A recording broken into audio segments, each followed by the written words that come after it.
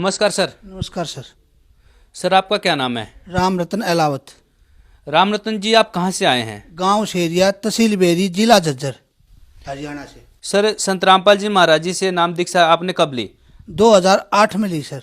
Sir संत रामपाल जी महाराज जी से नाम दीक्षा लेने से पहले आप क्या भक्ति साधना करते थे? मैं भक्ति साधना जी 4 तो मैं कावड़ लाया था और मैं वैष्णो देवी गया हुआ था और शिरडी बाबा है वहाँ गया हुआ था और आसाराम से मुझे सन 1996 में नाम दीक्षा ली हुई थी पानीपत में। फिर मैं उनका अहमदाबाद में आश्रम है, वहाँ मुझे 6 महीने वहाँ सेवा करके आया और मैं करोल बाग के अंदर उसकी आश्रम वहाँ मैंने सेवा की और उसकी एक ऋषि प्रकाश पुस्तक है, उसकी मैंने इतनी सेवा की। मेरे पास में अपंग होने के बाद जब तो मैं मान लो मेरे पास 200 रुपये पेंशन मिलती थी जो हरियाणा गवर्नमेंट मेरे को दे रही थी।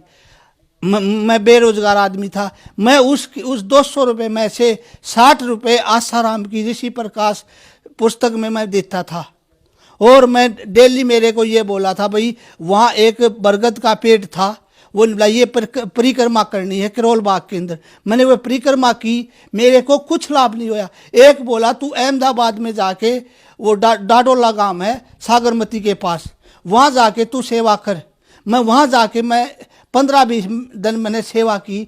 वहाँ मैं बाहर से चाय लेके आता था और वहाँ मुझे पैसे से खाना मिलता था, वहाँ मैंने सेवा की। सर आप इतनी भक्ति साधना करते थे, आप भगवान शंकर की कांवड़ भी लेके आए, आप 12 साल संत आसाराम जी महाराज जी से भी जुड़े रहे।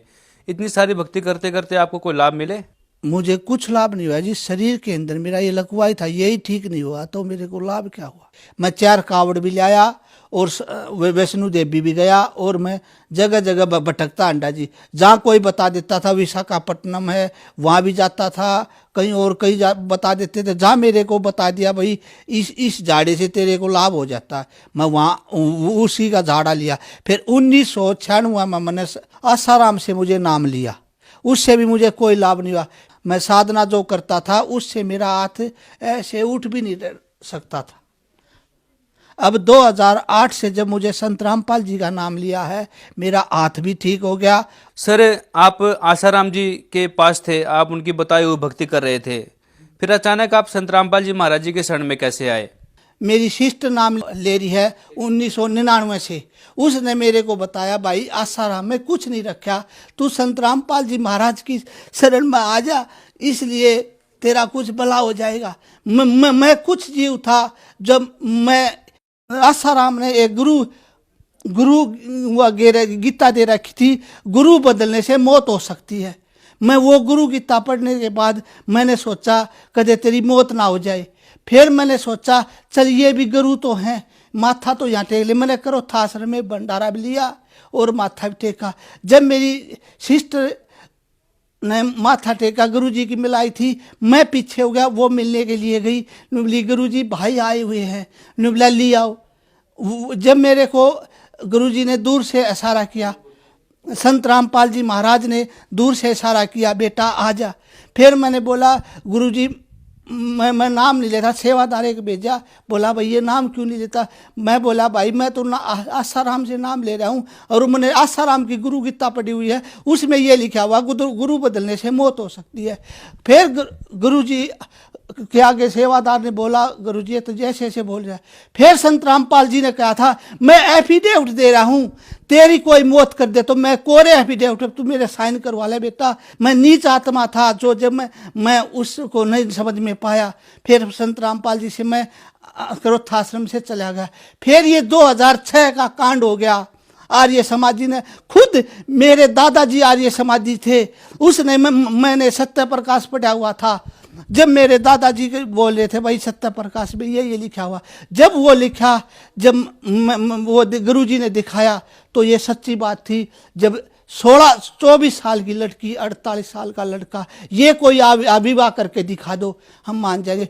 मेरा नाम राम रतन है, बाप का नाम दयाराम पटवारी है, गांव शेरियाम, कहीं भी जाके पूछ लो। और मेरा मोबाइल नंबर है 9671348802। और मैं झज्जर कोर्ट में एक छोटी सी नौकरी कर रहा हूँ जी, मुंशीपना की।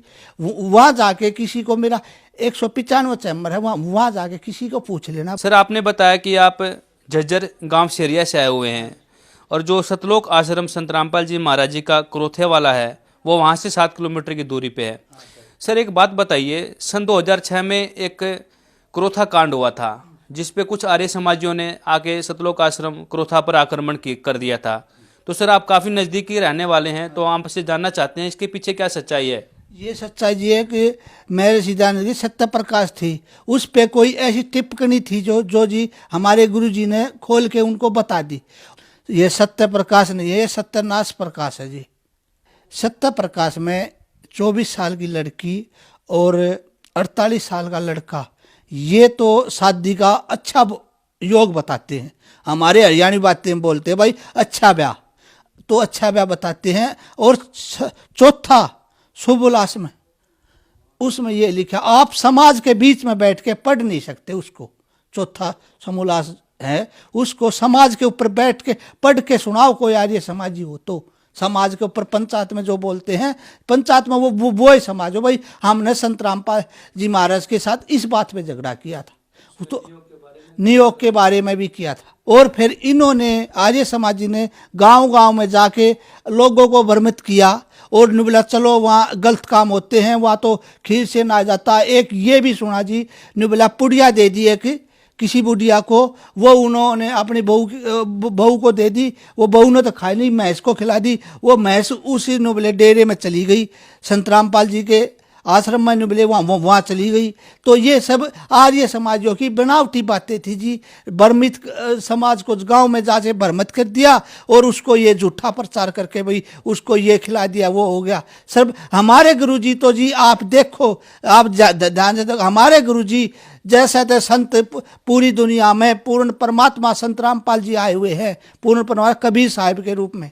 3-4 हजार भगत आश्रम के अंदर ही बैठे हुए थे, बाहर कोई भी नहीं जाता था। वहाँ आक्रमण किया, डिगल में पंचायत की, भाई चलो यहाँ लूटा कर है। फिर ये आक्रमण किया, सोम पुलिस ने ये एक लड़का अपने आप मार दिया और सब 50,000 रुपये पूर्व मुख्यमंत्री भूपेंद्र हुड्डा ने, सरकारों ने उनको उपलब्धियों को, बदमाशों को 50,000 रुपये उनको इनाम में दिए।